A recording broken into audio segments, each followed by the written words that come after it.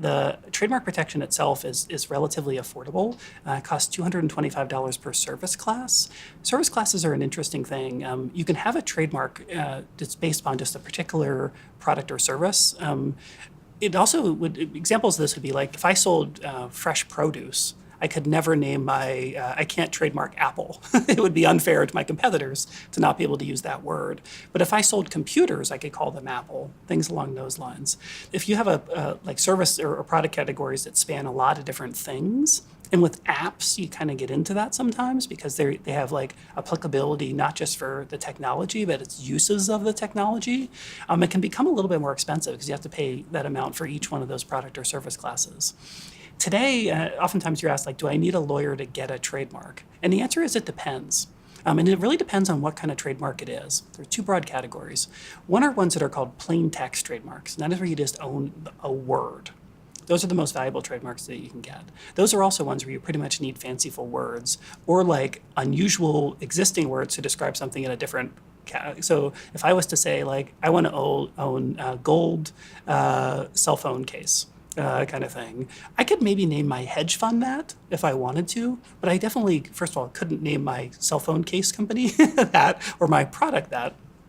But more importantly, those idea of the searches and things is that other people might have shopping carts and things that mention those other words. It would probably be a bad idea.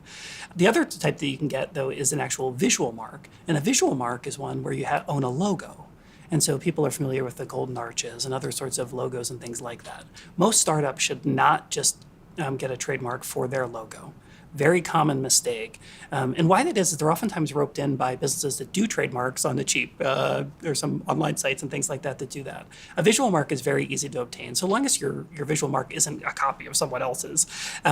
Pretty much don't need a lawyer to do those. Today, the United States Patent and Trademark Office always comes back with one office action, meaning kind of asking for clarification around things.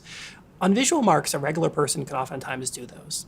On a word mark, you get into much more legalistic, plain text kind of word mark, kind of required responses to the USPTO where you pretty much need a lawyer.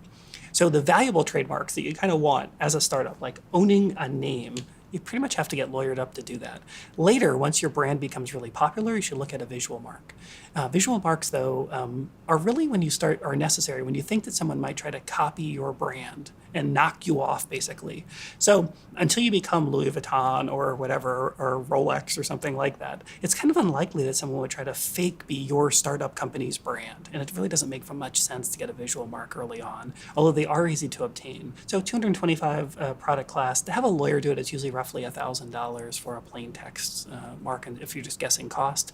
But it could be extremely expensive if the word you have is going to be something that would maybe want to be used by your competitors because differentiation is so much more challenging. However, the most valuable marks are one when you hear the word and you can kind of guess what that product or service is based upon that.